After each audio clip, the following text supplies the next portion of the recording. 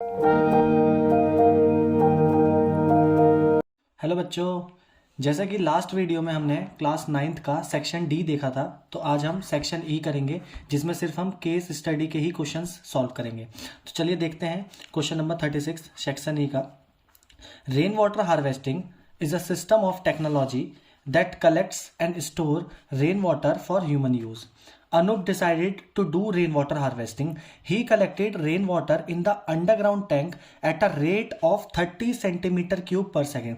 अब यहाँ पे एक चीज ध्यान देनी है, रेट दे रखा है 30 सेंटीमीटर क्यूब पर सेकेंड, तो ये हमारा क्या है, वॉल्यूम है, सेकेंड के मतलब टाइम के रिस्पेक्ट में। अब फर्स्ट चीज क्या पूछे इसने, what will be the equation form if the volume of water collected in x second is taken as y centimetre cube. तो इसमें हमें क्या देखा कि वॉल्यूम ऑफ वाटर हमें बताना है, जिसको हमने y लेट करा है, और जो हमने टाइम लिया है वो हमारा x सेकेंड है। And also find amount of water collected in 2 hours, और हमें टाइम की वैल्यू भी दे दी 2 आवर्स। तो सबसे पहले इक्वेशन फॉर्म करते हैं।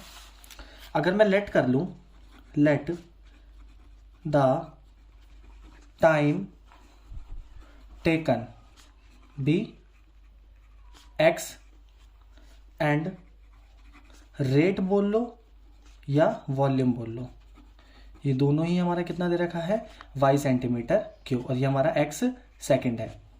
अब फर्स्ट क्वेश्चन क्या कह रहा है कि what will be the equation form if the volume of water, जो वॉल्यूम ऑफ वाटर है वो हमारा क्या है, y है ना, और हमें गिवन है जो हमारा वॉल्यूम है, रेट दे रखा है, हमें कितना दे रखा है 30 सेंटीमीटर क्यूब पर सेकेंड। अब क्वेश्चन क्या कह रहा था कि वॉल्यूम ऑफ वाटर जो है collected in x second is taken as y centimetre cube, मतलब जो वॉल्यूम है वो हमारा 30 है और कितने टाइम में, x टाइम में, तो y इज इक्वल टू हमारा क्या हो गया 30x। तो ये तो हमारी इक्वेशन फॉर्म हो गई, सिंपल सा। अब इसने एक चीज बता रखी थी कि हमें find the amount of water, मतलब हमें y की वैल्यू बतानी है इफ, अगर हमारा टाइम कितना दे रखा हो, 2 आवर्स दे रखा हो, और टाइम को हमने किसने लेट करा है, x में, तो x is equal to 2 hours, और यहाँ पे सेकेंड्स चल रहा है तो हमें यूनिट चेंज करनी पड़ेगी, तो 2 इंटू 60 तो हमारा कितना आ गया, 2 इंटू 3600 सेकेंड्स। अब हम पुट करते हैं वैल्यू, तो y is equal to 30x, तो 30 इंटू एक्स की वैल्यू हमारी क्या आ गई, 2 इंटू 3600, तो ये हमारे कितना आ गया, 3 टू 60 इंटू 3600 मल्टीप्लाई कर लेंगे, तो हमारा कितना आ गया 216000 सेकेंड। तो ये हमारा वॉल्यूम आ गया सेंटीमीटर क्यूब, सॉरी। तो फर्स्ट हो गया हमारा, सेकंड देखते हैं। सेकंड क्या कह रहा था, right the equation in standard form, तो हमें इक्वेशन को स्टैंडर्ड फॉर्म में लिखना है। स्टैंडर्ड फॉर्म क्या होती है मैं बता देता हूं एक बार आपको। Standard form is equal to A X plus B Y plus C, इस फॉर्म में होती है हमारी स्टैंडर्ड इक्वेशन। तो यहाँ पे हमें ए एक्स गिवन है, हमें कितना दे रखा है 30x, y जो है हमारा नेगेटिव टर्म में आ जाएगा तो माइनस का y, प्लस का c तो है नहीं तो 0 ले लो, इज इक्वल टू 0। तो ये हमारी हो गई स्टैंडर्ड इक्वेशन, ठीक है। नेक्स्ट थर्ड पार्ट क्या कहता है कि how much water will be collected in 60 second, के मतलब how much water will be collected, मतलब हमसे वो क्या पूछ रहा है, टाइम पूछ रहा है कि 60 सेकेंड में क्या हो जाए, कितना कवर हो जाएगा। तो करते हैं, तो y is equal to 30x दे रखा है, और यहाँ पे x हमें कितना दे रखा है 60 सेकेंड, तो वैल्यू पुट कर देते हैं, y is equal to 30 into 60, तो हमारा कितना आ गया 1800 सेकेंड। तो बहुत इजी था ये तीनों। इसका और पार्ट भी देख लेते हैं एक बार। और पार्ट क्या है, how much time will it take to collect water in 900 centimetre cube. इसमें टाइम पूछ रहा है और हमें वॉल्यूम गिवन है, तो इस बार हमें y की वैल्यू गिवन है, कर लेते हैं और वाला। तो y is equal to 30x, ये हमारी इक्वेशन थी, और यहाँ पे हमें गिवन क्या है, जो y दे रखा है वो हमें कितना दे रखा है 900 सेंटीमीटर क्यूब, और हमें क्या बताना है, x बताना है। तो बहुत सिंपल है, वैल्यू पुट करते हैं, y हमारा कितना आ जाएगा 900 upon 30 is equal to x, 1 0 से 1 0 काट दो, 3 3 से 9, तो कितना आ गया x is equal to 30 second. तो ये हमारा हो गया answer. Question number 37. As shown in the village of Surya, there was a big pole PC. This pole was tied with a strong wire of 10-meter length. Once there was a big spark on this pole, thus wire got damaged very badly. Any small fault was usually repaired with the help of a rope which normal board electricians were carried on bicycles. This time, electrician needs a staircase of 10 meter so that it can reach a point P on the pole, and this should make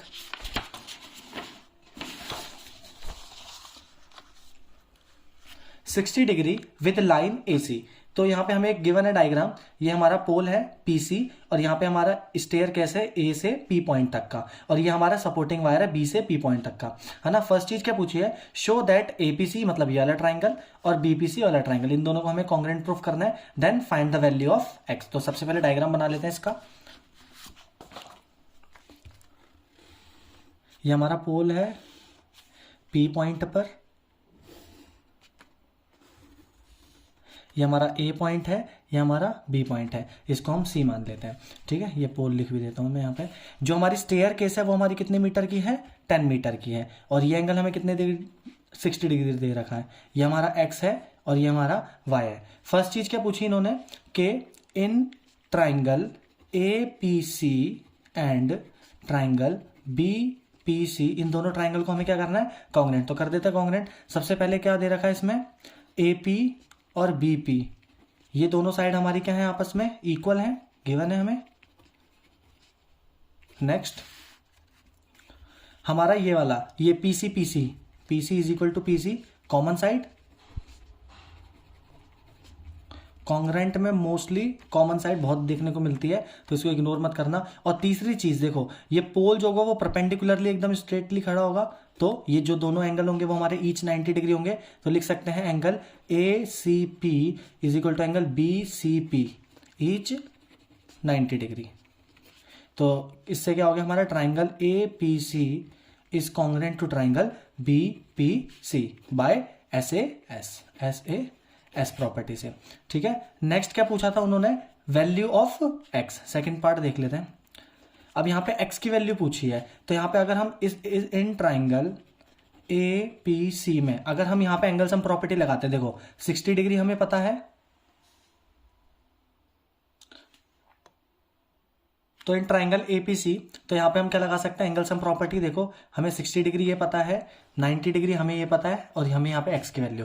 और बच्चों इस चीज का ध्यान रखना है, SAS नहीं sorry, यहाँ RHS आएगा। क्यों आएगा, देखो RHS क्या होता है, राइट हैंड साइड हाइपोटेन्यूज। तो सबसे पहले 90 डिग्री आ गया आपका, फिर हाइपोटेन्यूज साइड AP, ये रही हमारी हाइपोटेन्यूज साइड, ये हमारा 90 डिग्री, और एक लास्ट हमारी साइड जो हमारी PC कॉमन थी। तो यहाँ पे हम RHS क्राइटेरिया का यूज करेंगे, ठीक है। चलो अब इन ट्राइंगल APC में लगाते हैं एंगल सम प्रॉपर्टी। तो यहाँ पे हमें एंगल X गिवन है प्लस 60 डिग्री गिवन है, और plus angle ACP is equal to कितना, 180 डिग्री एंगल सम प्रॉपर्टी। तो हमें एंगल X की वैल्यू बतानी है, ये 60 डिग्री गिवन है, और ACP जो है हमारा वो कितना दे रखा है, 90 degree is equal to 180 degree. तो angle X is equal to 180 minus 90 plus 60 150। तो यहाँ से हमारी एंगल X की जो वैल्यू आ गई वो कितनी आ गई, 30 डिग्री। तो बहुत बेसिक सा था कि यहाँ पे सीधा एंगल सम प्रॉपर्टी लगाओ और X की वैल्यू निकाल लो। क्वेश्चन नंबर 37 का और पार्ट भी देख लेते हैं। पहली चीज क्या पूछी इन्होंने, find the value of Y, है ना। तो वैल्यू ऑफ Y निकाल लेते हैं। हमने डायग्राम में देखा था कि जो हमारा ट्राइंगल था, मैं एक बार दोबारा ट्राइंगल बना देता हूं। ये हमारा P था, ये A था, ये B था, एंड ये C था, और ये हमारा X था, ये हमारा Y था। अभी हमने जस्ट प्रूफ करा कि जो हमारा ट्राइंगल APC है वो हमारा कॉन्ग्रुएंट है ट्राइंगल BPC के बाय RHS क्राइटेरिया। अब वो हमसे एंगल Y की वैल्यू पूछ रहा है, तो जब हमें दो ट्राइंगल कॉन्ग्रुएंट होते हैं तो उन दोनों के ईच एंगल भी इक्वल होंगे, कॉरेस्पॉन्डिंग एंगल मतलब एंगल X और एंगल Y आपस में क्या होंगे, equal, by CPCT corresponding parts of congruent triangle, इसकी फुल फॉर्म याद रखनी है। तो हमारा एंगल X कितना था, 30 डिग्री, तो यहां से हमारा Y भी हमारा कितना हो जाएगा, 30 डिग्री। तो ये हो गया, बहुत ईजी क्वेश्चन था। नेक्स्ट देखो उसने क्या पूछा है, what is the value of PBC की वैल्यू क्या होगी। तो यहां देखो PBC ये वाला एंगल, अभी हमने देखा कि एंगल सी ए पी हमें कितना दे रखा है, गिवन है 60 डिग्री, तो हमारा एंगल पी बी सी भी हमारा क्या होगा 60 डिग्री। वही सेम क्राइटेरिया, क्योंकि दोनों ट्राइंगल कॉन्ग्रेंट है, जब दोनों ट्राइंगल कॉन्ग्रेंट है तो उनके कॉरस्पॉन्डिंग एंगल भी आपस में क्या होंगे, इक्वल। तो लिख लेते हैं as we know that triangle A C P is congruent to triangle B C P, that's why यहाँ पे हमारा angle P A C is equal to angle P B C is equal to 60 degree, same C P C T.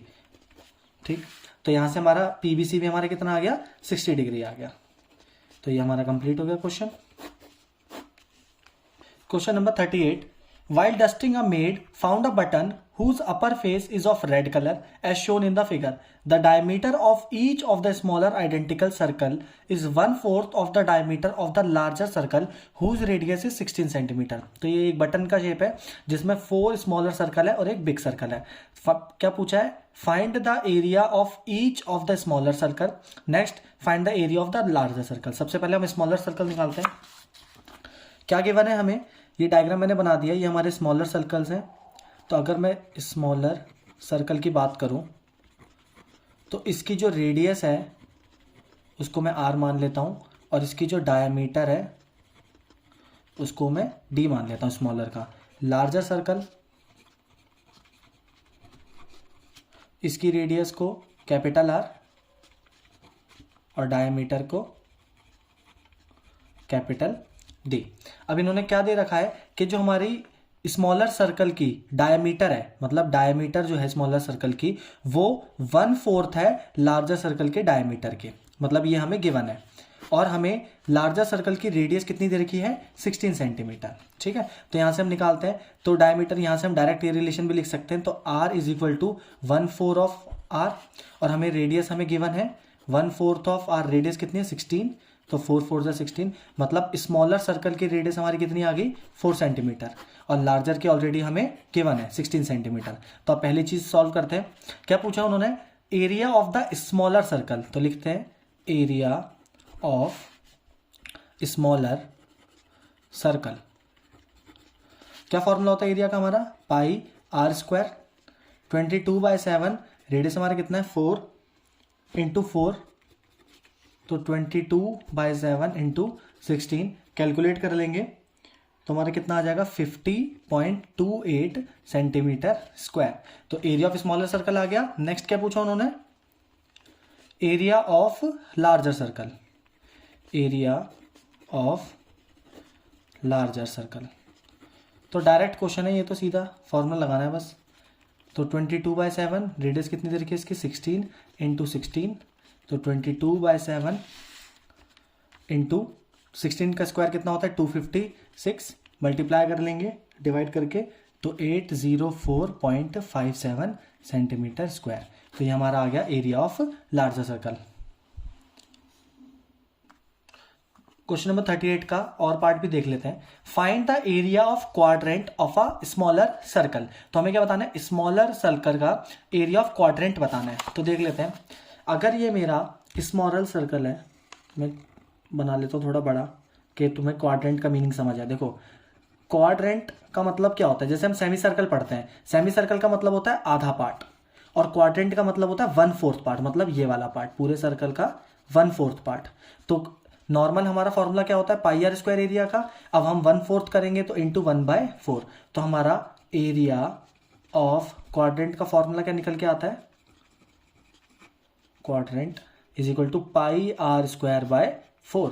अब हमें smaller circle की बात कर रहे हैं, तो रेडियस हमें पता है कितनी है 4 सेंटीमीटर, वैल्यू पुट करते हैं, तो area is equal to 1/4 into, तो पाई आर स्क्वायर, देखो यहाँ पे बहुत बच्चे कैलकुलेट करेंगे, तो पाई आर स्क्वायर हम ऑलरेडी निकाल चुके हैं फर्स्ट पार्ट में स्मॉलर सर्कल का, कितना आया था हमारा 50.28, सीधा 4 से डिवाइड कर दो तो हमारा आंसर कितना आ जाएगा 12.57 सेंटीमीटर स्क्वायर।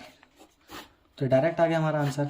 नेक्स्ट पार्ट देखते हैं इसका, find the area of black colour region. हमें इस ब्लैक कलर रीजन का एरिया बताना है। तो क्या करेंगे, बड़े वाले सर्कल में से इन चारों सर्कल का एरिया क्या कर देंगे, माइनस कर देंगे, तो हमारे पे ब्लैक रीजन आ जाएगा। तो कर लेते हैं, तो area of black region is equal to area of larger circle minus 4 into area of smaller circle. यहाँ पे 4 क्यों लगाया? क्योंकि हमारे स्मॉलर सर्कल कितने हैं? 4 हैं। तो एरिया ऑफ लार्जर सर्कल हम ऑलरेडी निकाल चुके हैं, कितना है हमारा? 804.57 माइनस 4 इंटू स्मॉलर सर्कल का भी निकाला हमने 50.28। मल्टीप्लाई कर लेते हैं 804.57, 4 को मल्टीप्लाई करेंगे तो कितना आ जाएगा? 201.12। माइनस कर लेते हैं तो हमारा आ जाएगा 603.45 सेंटीमीटर स्क्वायर। तो ये हमारा आ गया ब्लैक रीजन का एरिया। तो अब नेक्स्ट वीडियो में हम सेट सैंपल पेपर 2 करेंगे क्लास 9th का। तो इस क्वेश्चन को अच्छे से कर लेना, बाकी जो भी डाउट हो आप पूछ लेना। ठीक है, मिलते हैं नई वीडियो में।